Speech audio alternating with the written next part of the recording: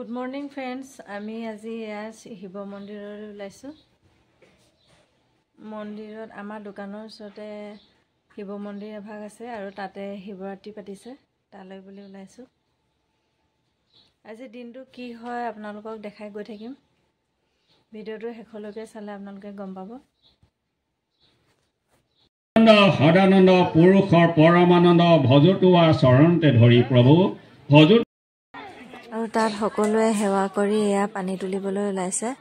আমাৰ কিয়নো ইয়াত যেতিয়া শিৱৰাত্ৰি পতা হয় তেতিয়া এই মন্দিৰত গা ধোৱা হয় আৰু সেইবাবে এনেকৈ এৱা চলি চাৰিগৰাকী আৰু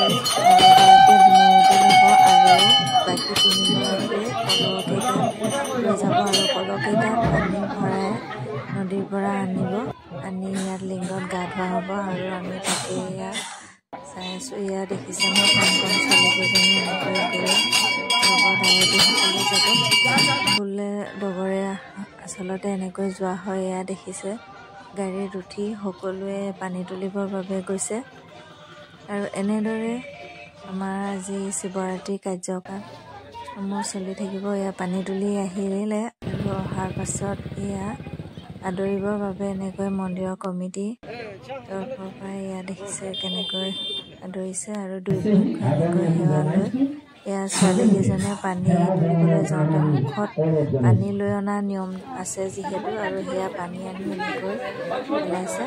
তাৰপাছত এয়া সকলো কাম যোগাৰ কৰিয়ে থৈছে। গা ধোৱাৰ পাছতে আমাৰ পূজা পাতল আৰম্ভ হ'ব আৰু এয়া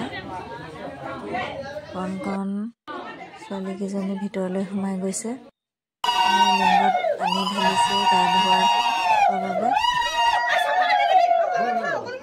আপোনালোকৰ ফালে এনেকুৱা নিয়ম আছে নাই জনাবচোন।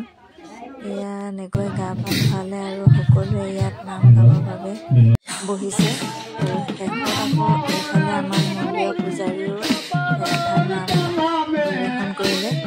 কিয়নো বহুত ভাল লাগিছিলে। আমিও নাম গাইছিলোঁ কিন্তু আমাৰ ভিডিঅ' কৰা নহ'ল। এনেদৰে আজি দিনটো গ'ল। অকণমান তাকে আপোনালোকৰ মাজলৈ আগবঢ়ালোঁ। ভাল লাগিলে চাব। আজিলৈ আহিছোঁ।